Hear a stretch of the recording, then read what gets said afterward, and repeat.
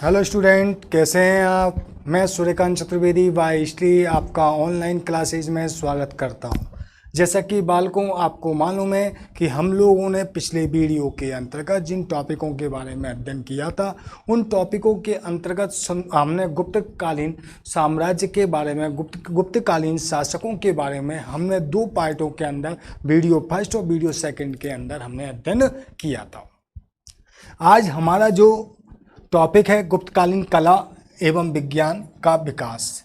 तो देखिए, गुप्तकालीन कला, साहित्य एवं विज्ञान के विकास के बारे में हम देख रहे हैं। गुप्तकालीन कला के अंदर मंदिरों का निर्माण, चित्रकला, मूर्ति कला इत्यादि के बारे में हम लोग विशेष तौर से देखने जा रहे हैं।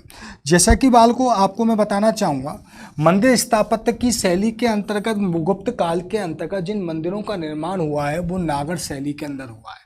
कौन सी शैली के अंदर हुआ है बेटा? नागर शैली के अंदर। नागर शैली के अंतर्गत गुप्त काल के अंतर्गत मंदिरों का निर्माण किया गया है। और इस नागर शैली के अंदर मंदिरों की विशेषता अलग ही हुआ करती थी। सामान्यतः बात की जाए तो मंदिर स्थापत्य की तीन शैलियाँ हैं। पहली नागर शैली है, दूसरी बेसर शैली, द्रविड़ शैली है। कौन सी शैली है? द्रविड़ शैली। द्रविड़ शैली के अंतर्गत जो अधिकांश जो मंदिर मिलते हैं आपको, वो दक्षिण भारत के अंदर आपने को देखने को मिलेंगे। ठीक है, पहले क्या हुआ करता था मंदिरों में? सामान्यतः अगर देखा जाए तो मंदिरों के अंतर्गत एक आला हुआ करता था। क्या हुआ करता था? आला हुआ करता था। ठीक है, गर्भगृह हुआ करता था। गर्भगृह के अंतर्गत चारों तरफ एक कमरा हुआ करता था, बीच में गर्भगृह हुआ करता था। फिर उसके बाद मंदिर में परिवर्तन आया। फिर उसके पश्चात में इन दोनों शैलियों से मिलकर एक शैली का निर्माण हुआ जिसका नाम था बेसर शैली। कौन सी थी बेटा? बेसर शैली।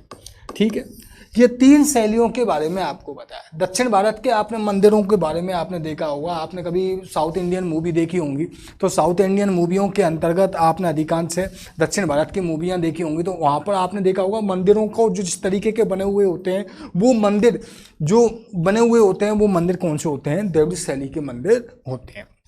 ठीक है, ये तीन शैलियां हैं जो मंदिर निर्माण की शैलियों के नाम से जाने जाती है, जिनके बारे में हम देखते हैं। तीसरी मूर्ति कला। उसके बाद में अगर देखा जाए, शिल्प का सबसे महत्वपूर्ण जो उदाहरण प्राप्त होता है, ये सिक्कों के माध्यम से प्राप्त होता है। ठीक है, तो इसके पश्चात में विज्ञान का जो महत्वपूर्ण जो एग्जाम्पल है वो है अपना लौह स्तंभ, जिस पर आज तक जंग नहीं लगी है। तो ठीक है, ये टेक्नोलॉजी के बारे में हम पढ़ रहे हैं। आगे हम हमारे टॉपिक को हम चालू करते हैं, उसके लिए हम थोड़ा सा आपसे बात करते हैं। जैसा कि आपको मालूम है, हम पढ़ रहे हैं गुप्तकालीन साहित्य, कला और विज्ञान के बारे में हम विशेष तौर से पढ़ रहे हैं। साहित्य, कला और विज्ञान के बारे में हम पढ़ रहे हैं। जैसा कि बालकों, आपको मालूम है, हम साहित्य, कला, विज्ञान के बारे में जिन टॉपिकों के बारे में हम पढ़ रहे हैं, उन टॉपिकों के अंतर्गत अगर बात की जाए तो सामान्यतः इन टॉपिकों के अंतर्गत देखा जाए तो गुप्त काल के अंतर्गत अगर देखा जाए तो चरम सीमा पर पहुंच गया था। क्या पहुंच गई थी? गुप्त काल के अंतर्गत अगर देखा जाए तो ये जो विकास है चित्रकला का, मूर्ति कला का, ये जो विकास है, स्थापत्य का जो विकास है, चरम सीमा पर पहुंच गया, अपनी उच्च कोटि पर पहुंच गया। फलस्वरूप यहाँ के अंकन के अंतर्गत एक महत्वपूर्ण चीज बात दिखाई देती है। रूढ़िवादिता का अभाव दिखाई देता है, स्वाभाविकता दिखती है, यथार्थवादिता का अंकन है वो हमको इसके अंदर दिखाई देता है। सांस्कृतिक एवं प्राकृतिक सौंदर्य मुख्य रूप से हमको यहाँ पर देखने को मिलता है। सबसे बड़ी बात है, हमको अनुरूप, इसके अनुरूप की अगर बात की जाए तो आध्यात्मिक आदर्श, कला, तकनीक और सादगी और अभिव्यंजन, लावण्य और उसके बाद ललितता, संयमित प्रदर्शन हमको देखने को प्राप्त होता है। ये इसकी विशेषता है।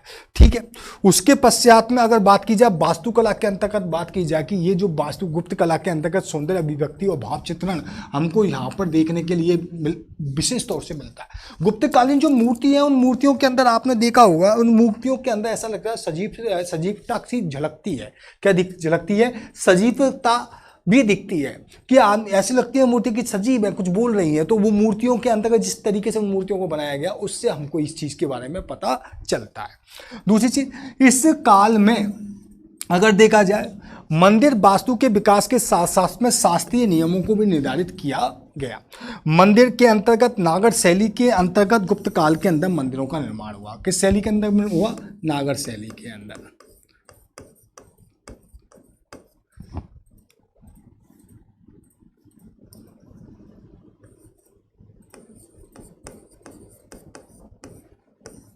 नागर शैली के अंतर्गत गुप्त काल के अंतर्गत मंदिरों का निर्माण हुआ है। अब नागर शैली के अंतर्गत जो मंदिरों का निर्माण किया गया है इसके अंतर्गत अब देखिए नागर शैली के अंदर आधार पीठिका, ठीक है, आधार पीठिका, गर्भगृह जहाँ पर मूर्ति को रखा जाता है उसे गर्भगृह कहा जाता है, सभा मंडप चारों तरफ उसको ऊपर से बंद कर, शिखर जो मंदिर के ऊपर की साइड में शिखर को तैयार किया जाता है, ये मंदिर है, मंदिर का निर्माण किया जा रहा है, ठीक है। और मंदिर का निर्माण करने के पश्चात में ये जो शिखर बनाया जा रहा है, इस तरीके का जो शिखर बनाया जा रहा है, ठीक है, वो मंदिर स्थापत्य की शैली के अंतर्गत एक महत्वपूर्ण रूप से देखने को हमको प्राप्त होता है। किसमें होता है? मंदिर स्थापत्य की शैली के अंतर्गत, ठीक है। तो ये जो शिखर बनाया जा रहा है, ठीक है, ये जो शिखर है वो हमको गुप्त काल के अंतर्गत हमको विशेष तौर से देखने को प्राप्त होता है।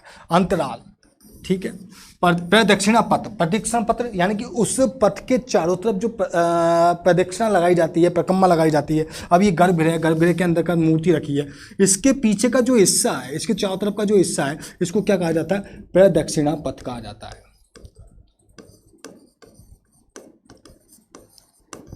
क्या कहा जाता है? प्रदक्षिणा पथ कहा जाता है, ठीक है। उसके पश्चात में गंगा यमुना की मूर्तियां समान रूप से हमको यहाँ पर देखने की विशेषता हमको प्राप्त होती है। ईंटों तथा पत्थर से निर्मित हमको यहाँ पर प्राप्त मूर्तियां प्राप्त हुई है। अगर उदाहरण के लिए अगर बात की जाए, अगर सामान्यतः उदाहरण के लिए बात करते हैं हम यहाँ पर, तो हमको कुछ चीज़ें हमको इस सब काल के अंतर्गत हमको विशेष तौर से देखने को जो मिलती है, वो विशेष तौर से हम यहाँ पर शासन व्यवस्था के अंतर्गत देख लें या फिर यहाँ की कला संस्कृति के अंतर्गत देखते हैं। गुप्तकालीन कला संस्कृति के अंतर्गत हमको अलग ही नज़ारा हमको देखने को प्राप्त होता है।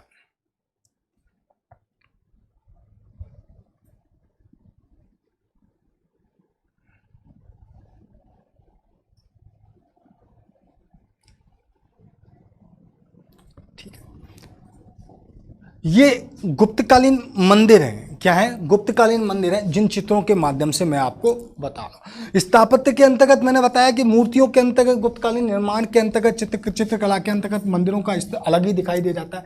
नागर शैली के अंदर बने हुए मंदिर हैं जिनके माध्यम से हमको पता चल जाता है, ठीक है। आपको मैंने बताया था यहाँ पर देखिए विष्णु का मंदिर, भूमरा का शिव मंदिर, इसके बाद नाचना कोठार का पार्वती मंदिर, भीतरी गांव का लक्ष्मण मंदिर, देवगढ़ का दशावतार मंदिर आदि प्रमुख रूप से मंदिर हमको यहाँ पर इसके अंतर्गत देखने को हमको मिलते हैं। देखिए मंदिर स्थापत्य की कौन सी शैली है इस काल के अंतर्गत? नागर शैली के अंतर्गत मंदिर स्थापत्य की इस शैली के अंतर्गत मंदिरों का निर्माण किया गया। कौन सी शैली के अंतर्गत किया गया? नागर शैली के अंतर्गत किया गया। स्थापत्य का एक महत्वपूर्ण अनूठा गठजोड़ जो हमको प्राप्त होता है वो गुप्त काल के अंतर्गत हमको देखने को मिलता है। तो ठीक है बालको, यहां पर ये आपका दशावतार का देव मंदिर प्राप्त, ये लक्ष्मण मंदिर भीतरी गांव का, ये समुद्रगुप्त का सिक्का है, ठीक है, ये समुद्रगुप्त का सिक्का है। अब देखो आपको मैं आगे जब मूर्ति कला के अंतर्गत मैं बताऊंगा तो उस कुछ सिक्के जो प्राप्त हुए हैं उन सिक्कों पर समुद्रगुप्त को बीणा बजाते हुए दिखाया गया।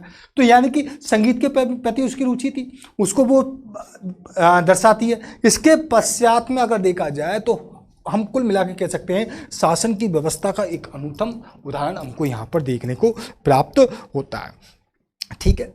तो बालको ये हम लोग जो पढ़ रहे हैं इस मंदिर स्थापत्य की इस शैली के अंतर्गत हम देख रहे हैं।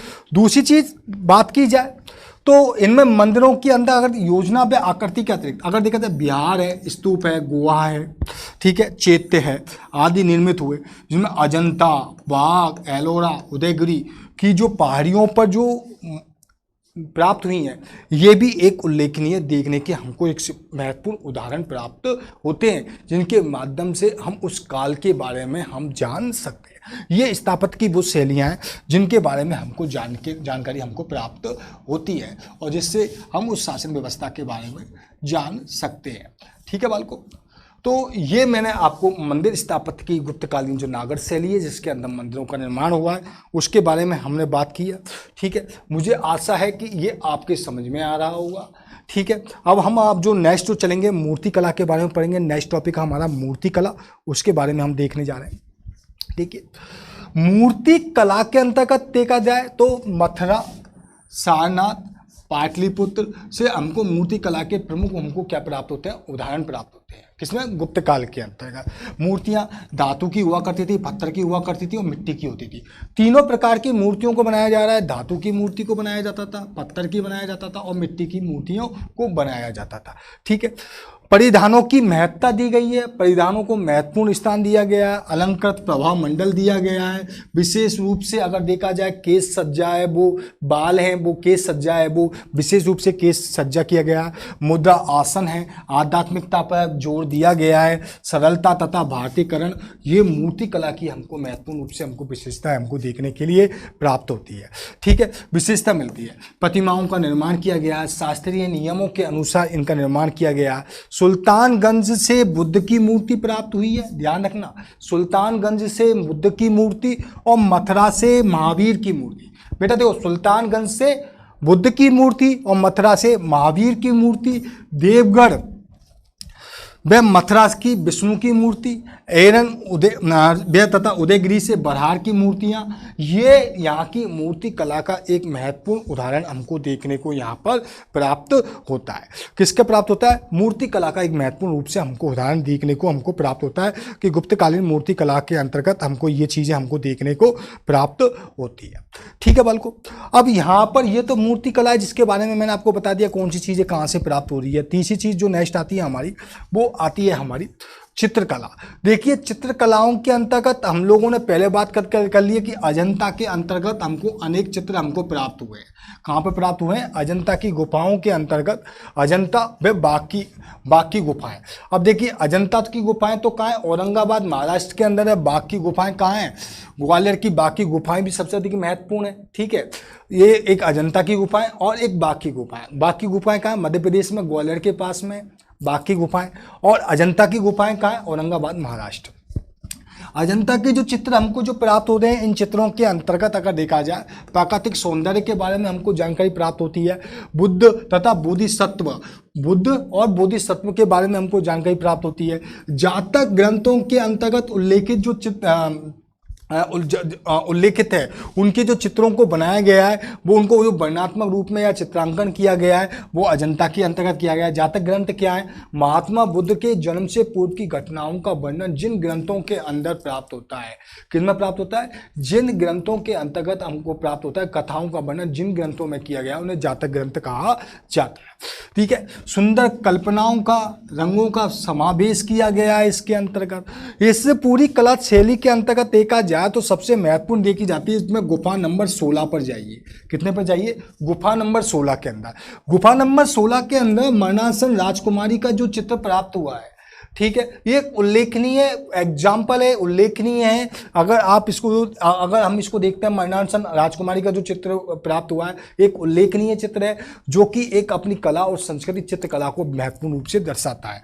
ठीक है, अवलोकित करता है। ठीक है, इसके अंतर्गत सहित अवलोकित, केतस्वर, यशोधरा और राहुल आदि के चित्र भी इस काल की महत्वपूर्ण रूप से प्रसिद्ध है। ठीक है, यशोधरा और राहुल, महात्मा बुद्ध की पत्नी और पुत्र। ठीक है, गुफा नंबर 17 के अंतर्गत आप जाएंगे तो गुफा नंबर 17 को क्या कहा जाता है? चित्रशाला कहा जाता है। बाल को ध्यान रखना है आपको, गुफा नंबर 17 को चित्रशाला कहा जाता है। याद रखना है कि गुफा चित्रशाला गुफा संख्या कितने को कहा जाता है। 1 नंबर का प्रश्न पूछ लेता है तो आप आसानी से उसका उत्तर दे सकते हैं। ठीक है, इस गुफा के अंतर्गत अगर बात की जाए तो इस गुफा के अंतर्गत क्या होता है? माता और शिशु का चित्र सर्वोत्कृष्ट है। माता और एक शिशु का चित्र दे रखा है, वो सर्वाधिक सर्वोत्कृष्ट चित्र माना जाता है। बाग में 9 गुफाएं मिलती हैं। कितनी गुफाएं मिली है बाग में? 9। ये तो हो गई अजंता की। अब हम बाग की बात करते हैं। बाग में कितनी है? 9 गुफाएं।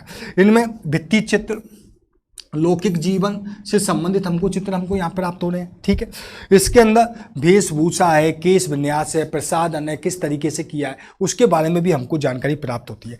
दूसरी चीज, यहाँ संगीत व नृत्य आदि के बारे में भी हमको जानकारी प्राप्त होती है। ठीक है, प्रसिद्ध चित्र हमको यहाँ से मिलता है। संगीत, नाटक, अभिनय और नृत्य कला आदि के बारे में भी, इस चीज के बारे में भी हमको जानकारी प्राप्त होती है। समुद्रगुप्त को वीणा पर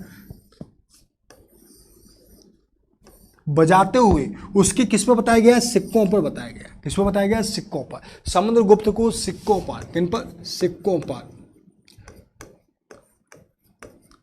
वीणा बजाते हुए दिखाया गया है।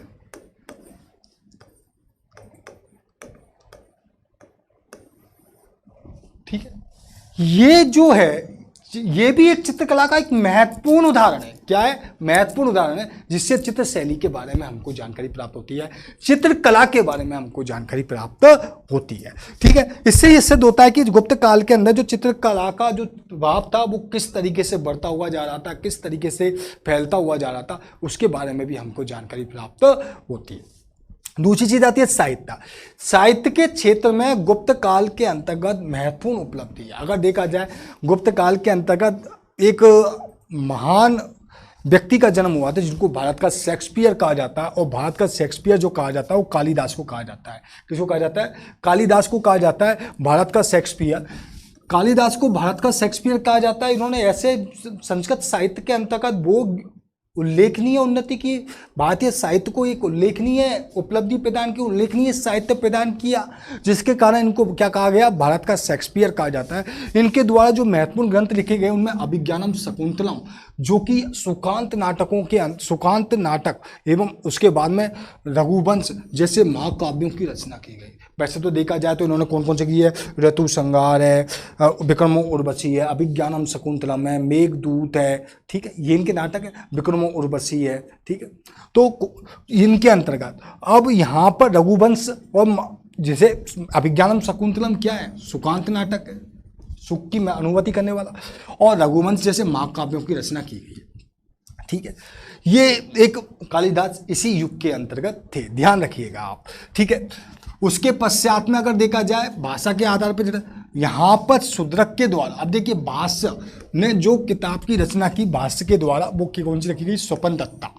कौन सी? स्वपन दत्ता भाष्य की रचना। शूद्रक ने मृच्छकटिकम की रचना की। किसकी रचना की?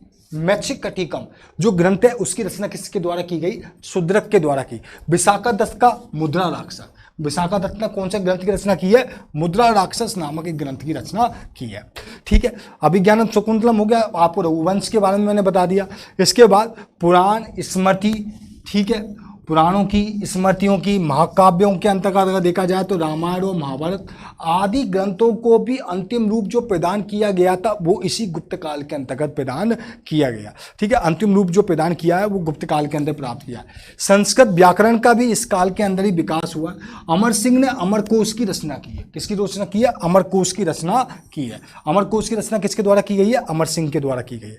चंद्रगामी, चंद व्याकरण आदि व्याकरण ग्रंथों की भी रचना इस काल के अंतर्गत की है। विष्णु दत्त ने पंचतंत्र नामक ग्रंथ की रचना की है। पंचतंत्र कौन सा? आपने बचपन में देखा, हम लोग बचपन में देखा करते थे। एक हमने DD1 दूरदर्शन के ऊपर एक चैनल पर एक प्रोग्राम आया करता था पंचतंत्र। उसमें एक ऋषि मुनि थे, वो रोजाना एक नई कहानी कथा सुनाया करते थे। और कथा क्या होती थी? शिक्षा प्रदान करने वाली प्रेरणादायक कथाएं हुआ करती थी, शैक्षिक हुआ करती थी, उनसे एक शैक्षणिक ज्ञान प्राप्त हुआ करता था, प्रेरणादायक हुआ करती थी, वो कथाएं सुनाया करते थे। और उसको पंचतंत्र नामक धारावाहिक आया करता था। तो वो पंचतंत्र, ठीक है, वो किसकी है? विष्णु शर्मा की है। किसकी है? विष्णु शर्मा की है।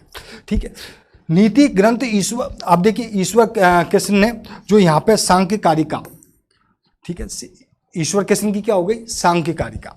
ईश्वर कृष्ण ने कौन सी लिखी है? सांख्य कारिका ईश्वर कृष्ण की। ठीक है, एवं दिग्नाथ भ्रमण अनेक दार्शनिक ग्रंथों की रचना इस काल के अंतर्गत की गई। बागपति राज का बरोबर सैन का अगर देखा जाए तो यहाँ पर सेतुबंध आदि जो प्राकृतिक ग्रंथों की रचना है वो इस काल के अंतर्गत की गई, जो कि लौकिक साहित्य के लिए महत्वपूर्ण योगदान माना जाता है। क्या माना जाता है? महत्वपूर्ण योगदान माना जाता है। किसके लिए? लौकिक साहित्य के लिए। तो बेटा ये साहित्य था। साहित्य के क्षेत्र के अंतर्गत अगर बात की जाए तो गुप्तकालीन इतिहास काफ़ी गौरवपूर्ण इतिहास रहा है, जो हमको एक मार्गदर्शन प्रदान करता है।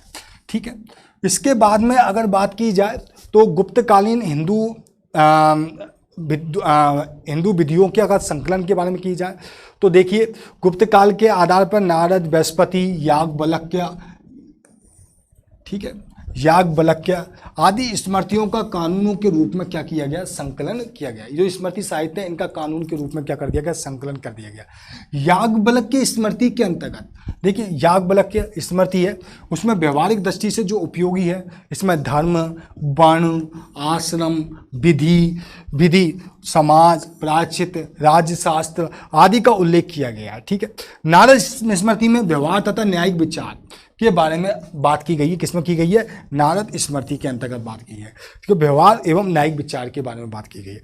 बृहस्पति के अंतर्गत दीवानी, बृहस्पति के अंतर्गत जो बात की गई है, दीवानी और फौजदारी दोनों ही पक्षों के बारे में क्या की गई है? विवेचना की गई है। कात्यायन ने कानून के 4 अंग बताए, धर्म, व्यवहार, चरित्र और राज प्रशासन। ये कानून के 4 अंग बताएं, यानी कि कुल मिलाकर देखा जाए हिंदू विधियों का संकलन इस काल के अंतर्गत हुआ है। धर्म साहित्यों की रचना हुई, स्मृति साहित्यों का संकलन किया गया है। भारत में गुप्त साहित्य का अगर देखा जाए तो भारतीय इतिहास के अंतर्गत एक महत्वपूर्ण योगदान है। अगर देखा जाए तो यहाँ पर हम कह सकते हैं कात्यायन ने कानून के 4 अंग बताएं, धर्म, व्यवहार, चरित्र और राज शासन। इनको एक महत्वपूर्ण अंग के रूप में कात्यायन के द्वारा बताया गया है। ठीक है, यहाँ पर अगर बात की जाए तो कुल मिलाकर हम कह सकते हैं किस तरीके से वो इस काल के अंदर शासन व्यवस्था को एक महत्वपूर्ण दौर तक ले जाया गया। ठीक है, नालंदा विश्वविद्यालय एक शिक्षा का एक महत्वपूर्ण केंद्र था। मैंने बताया था कि इसका निर्माण कुमार गुप्त के द्वारा करवाया था। हमने पिछले वीडियो के अंदर नालंदा विश्वविद्यालय के अंतर्गत बात कर ली थी। नालंदा विश्वविद्यालय के जो संस्थापक है कुमार गुप्त थे, इनके करवाया था। गुप्त काल में ये मध्यकाल की एक महत्वपूर्ण ख्याति पराकाष्ठा पर थी। अगर देखा जाए तो गुप्त काल को अगर कहा जाए तो पूर्व मध्यकाल, गुप्त एवं पूर्व मध्यकाल एक समय ऐसा था जो अपनी पराकाष्ठा के काल पर चला है। या इस नालंदा विश्वविद्यालय में शिक्षा ग्रहण करने के लिए दूर दूर से कौन आते थे? विद्यार्थी आया करते थे, दूर दूर से आया करते थे। हैंडसांग वगैरह ये लोग जो विद्यार्थी हैं ये लोग भी आया करते थे। ठीक है, और यहाँ पर जो एडमिशन हुआ करता था वो परीक्षा के माध्यम से किया जाता था। प्रवेश परीक्षा के माध्यम से यहाँ एडमिशन किया जाता था। शिक्षकों एवं छात्रों की संख्या करीबन यहाँ पर जो बताई जाती है 10,000 से अधिक थी। यहाँ पर शिक्षक और छात्र रहा करते थे। धर्म, ज्ञान, विज्ञान, उद्योग, तर्क आदि के क्षेत्र में यहाँ पर क्या दी जाती थी? शिक्षा दी जाती थी। विशाल पुस्तकालय हुआ करता था नालंदा विश्वविद्यालय का। नालंदा विश्वविद्यालय के अंतर्गत अगर बात की जाए तो बेटा यहाँ पर इस विश्वविद्यालय के अंतर्गत जो महत्वपूर्ण विद्यमान हुआ करते थे, नालंदा विश्वविद्यालय के जो महत्वपूर्ण जो विद्यमान हुआ करते थे, इन विद्यमानों के बारे में अगर बात की जाए तो हम कुल मिलाकर कह सकते हैं गणपति, स्थिरमती, शीलभद्र यहाँ के प्रसिद्ध कुलपति हुआ करते थे। कौन? शीलभद्र, गणपति, ये कौन थे? यहाँ के प्रमुख कुलपति हुआ करते थे। यहाँ के स्थिरमती यहाँ के क्या थे? ये कुलपति थे जिनके द्वारा इस विद्यालय का नालंदा विश्वविद्यालय का संचालन किया जाता था, जो शिक्षा के क्षेत्र में एक महत्वपूर्ण इसका योगदान था। ठीक है, लास्ट जो टॉपिक चल रहा है विज्ञान और प्रौद्योगिकी चल रहा है, यानी साइंस एंड टेक्नोलॉजी के बारे में हम बात करें। आईटी सेक्टर के अंतर्गत भी अगर देखा जाए, साइंस और विज्ञान टेक्नोलॉजी के अंदर भी अगर देखा जाए तो गुप्त काल का एक महत्वपूर्ण योगदान रहा है। गुप्तकालीन अगर देखा जाए विज्ञान के क्षेत्र में महत्वपूर्ण योगदान दिया है। किसमें? गुप्त काल के अंतर्गत। अगर देखा जाए गुप्त काल के अंदर विज्ञान और तकनीकी के आधार पर देखा जाए तो गणित, ज्योतिष, खगोल, रसायन, आयुर्विज्ञान, ठीक है, आदि के क्षेत्र में महत्वपूर्ण योगदान दिया है। सबसे महत्वपूर्ण जो व्यक्ति है वो कौन है? आर्यभट्ट है। कौन से? आर्यभट्ट। ठीक है, आर्यभट्ट ने जो अपना ग्रंथ है जिसका नाम उनका जो आर्यभट्ट का ज्योतिष में विशेष स्थान था। किस में स्थान था इनका? ज्योतिष के क्षेत्र में आर्यभट्ट का महत्वपूर्ण स्थान था। आर्यभट्ट ने 10 गतिक सूत्र की रचना की थी। किसकी रचना की है? 10 गतिक सूत्र की रचना की है। सूत्र शतक की ग्रंथों की रचना की। उन्होंने बोला कि पृथ्वी गोल है। क्या है? पृथ्वी गोल है। ये सबसे पहले किसने बोला? आर्यभट्ट ने बोला है। ठीक है, और ये अपने गुणन के सिद्धांत का इन्होंने विवेचन किया है। ठीक है, इन्होंने उसके पश्चात में प्रसिद्ध खगोल शास्त्री हैं। सबसे पहले आर्यभट्ट ने बोला है कि पृथ्वी गोल है, और उसके घूर्णन के सिद्धांत के बारे में भी आर्यभट्ट के द्वारा सबसे पहले बताया गया है। किसके द्वारा बताया गया? आर्यभट्ट के द्वारा सबसे पहले बताया गया। उसके पश्चात में प्रसिद्ध खगोल शास्त्री भास्कर प्रथम ने अपने भाष्य नामक ग्रंथ व आर्यभट्ट ने अपना जो 10 गतिक सूत्र एवं आर्यष्टिक जो उनका शतक जो टीका है इसमें लिखा था। आर्यभट्ट ने भाष्य ने अपने भाष्य नामक ग्रंथ तथा आर्यभट्ट ने 10 गतिक सूत्र के अंदर आर्यष्टिक शतक पर एक टीका लिखी। उसमें भारतीय एवं यूनानी साहित्य का समन्वय कर उसको पोलिस के सिद्धांत का उन्होंने प्रतिपादन किया। बहारमीर ने सिद्धांतिका, वैध संहिता बृहद जातक आदि ग्रंथों की रचना की। उन्होंने सबसे पहले बताया, ब्राह्मणी ने देखिए सबसे पहले इन्होंने बताया है, और क्या बताया उसके बारे में हम बात करते हैं।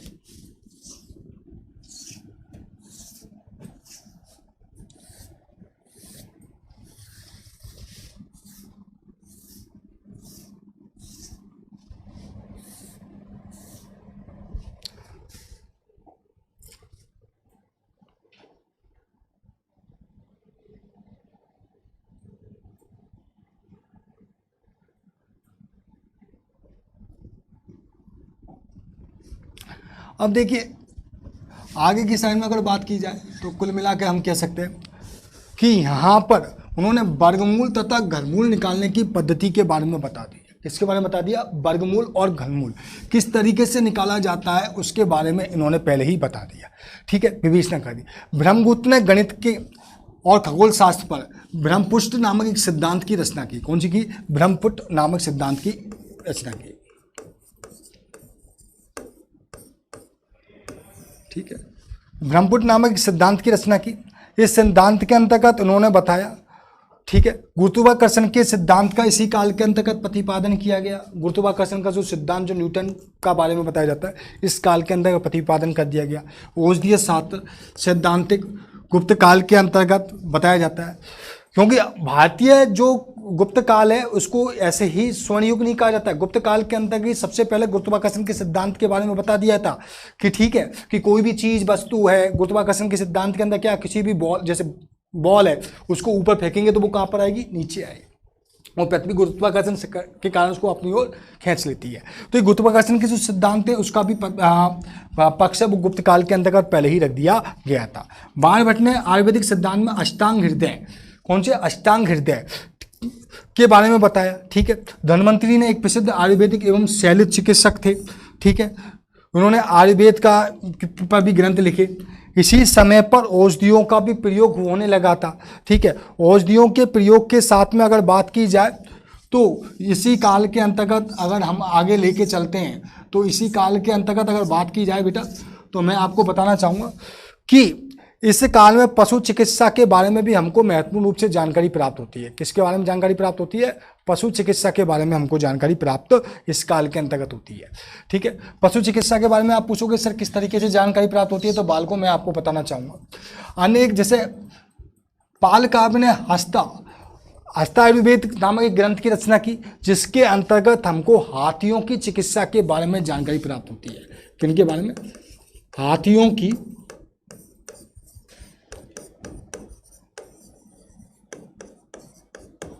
की जो चिकित्सा है उसके बारे में हमको जानकारी इस काल के अंतर्गत हमको प्राप्त होती है कि हाथियों की चिकित्सा किस तरीके से की जाती थी, उसके बारे में हमको जानकारी प्राप्त। भौतिक एवं रसायन विज्ञान के क्षेत्र में भी काफ़ी अध्ययन हुआ। कणाद ऋषि ने गुप्त काल में वैशेषिक अनुसिद्धांत का प्रतिपादन किया। कौन सा? वैशेषिक दर्शन। ध्यान रखना, यहाँ से क्वेश्चन बनता है, क्वेश्चन पूछ लिया जाता है।